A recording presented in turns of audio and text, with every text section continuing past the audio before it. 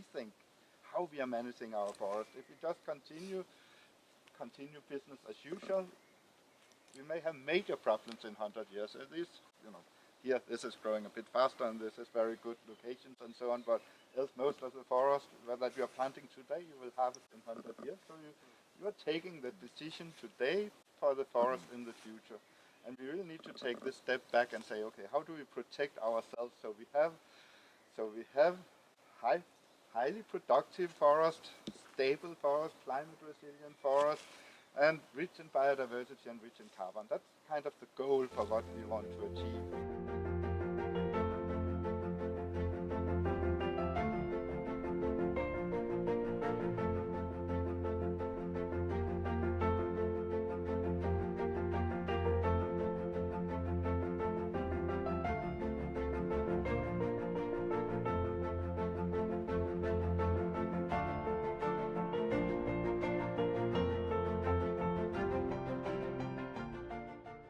So what we want to do from IKEA is to look into how can we actually contribute to increased biodiversity, increased climate resilience and recreational values in the forest, and combine this with still having good profitability in the forestry, meaning that we still harvest wood and we still make the wooden products. So we're going to have a project together with Preferred by Nature and the European Forest Institute to look into how we can be part of this transition towards more climate and biodiversity forest management. So what we're going to do is that we're going to look into legislation and certification schemes and see, okay, what is out there today, and are there any showstoppers when it comes to transitioning towards climate and biodiversity smart forestry. We are also going to look at the science part of this, where EFI, the European Forest Institute, is playing a big role to look at, okay, if we have forests today and we want them to be different in the future, and we do certain forest management activities like you have described today, what will we actually have 50 years from now? What will we have 100 years from now? And what implications do we get on wood availability, climate resilience and biodiversity when we do this? So we know that, okay, if we choose to do only continuous cover forestry, what tree species compositions do we get in the future stands then? And so on. So we really want to incorporate this scientific part, and you also mentioned that on the last part, that we need to get science at an early stage so we know what we're doing, that we just don't start doing a lot of things and hope it's the right thing. IKEA has forest in Latvia, and we're going to start piloting this in Latvia, and that will actually start already this summer. So with the help from Preferred by Nature and the add-on that you already created, you will go out on this pilot and see, okay, what is actually planned here, and if we look at the criteria that we already have, how operational are those when it comes to what we actually do in the forest? So those are the different elements in this project that we're looking into. And what IKEA wants to do is that when we have this in Latvia in place, we want to make a phase 2 and 3 of this. So we go into other countries like Sweden and Poland and so on, where IKEA is also sourcing wood. And around 85% of all the wood that goes into IKEA products today come from Europe. So right now we're actually focusing on Europe, but we're not excluding that maybe in the future we would also go to other countries outside Europe. So that's what we want to do. And since IKEA we don't own a lot of forest, our franchisee Inca, which is these blue boxes where you go to actually buy the furniture and so on, they own forests, and that's where we're going to do the piloting. But most of the wood that IKEA uses come from our suppliers. So it's very important for us that we can collaborate with our suppliers on this.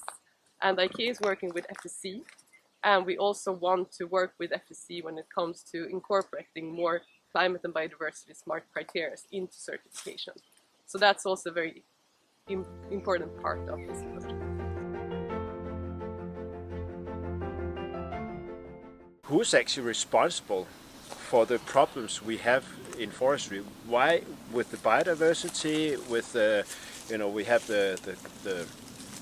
some decisions made by foresters that create certain problems, for example the bark beetle problem, but it's also created by society. who bears the burden and responsibility for making the changes? Is that a political decision and changing the laws? And that's also a question to you as forest owners, forest managers, and IKEA.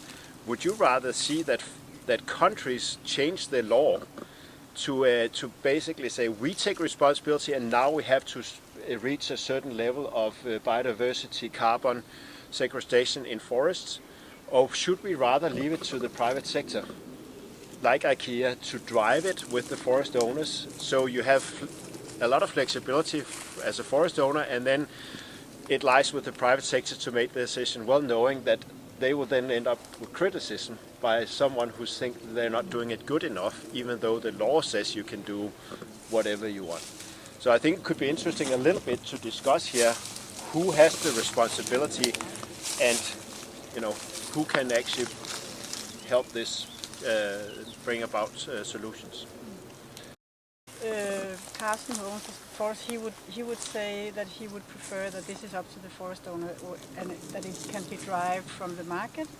But that's also because he has the opportunity and the possibility to actually, and he's interested in doing this in a good way. And if you look broader on it, for many forest owners, they don't have the same possibilities. So I would say that, as also our points in Arte Driftsskov, where you are actually combining, I think that we would have legislation to a certain level. You need to at least deliver on this, but I think that the flexibility in how you do it, what are the solutions, because as we've been talking about, it can be very different from forest to forest. There are many different handles that you can grab, and it would be important that it's possible for the forest owners to choose and to have the flexibility. People love products made by tree, but they don't want to link that to the trees being taken down. So I think there's a huge task on top of all what we're doing here with the communication, like educating people that this is how it works, and that it's not a bad thing that you're taking a tree down, because you're actually also planting new trees, and that is how it's been done for hundreds and hundreds of years. So one thing is that we decide within this business what is the right way to do it, but getting the understanding, just a little bit more understanding from the rest of the people who's not this into it as we are, I think that would also be of a great motivation for the forest owner who has to make these decisions.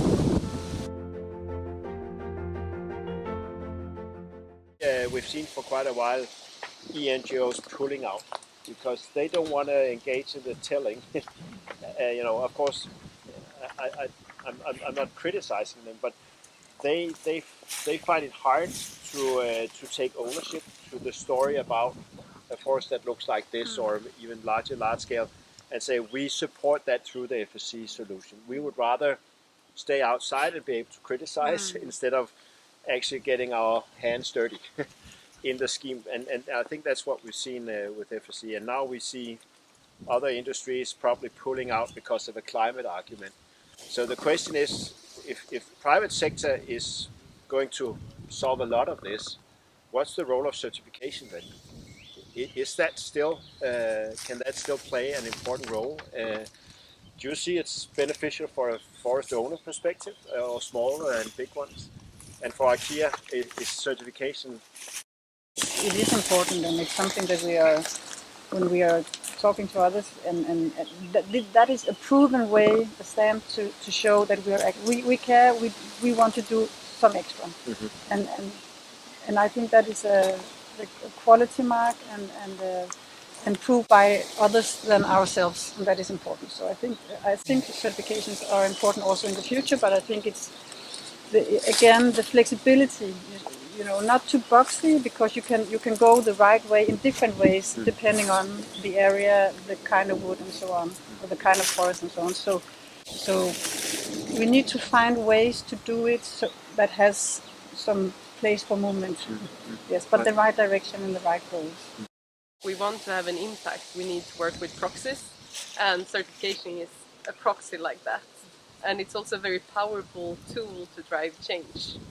So I would say for organizations like IKEA, it's super important if we want to have an impact.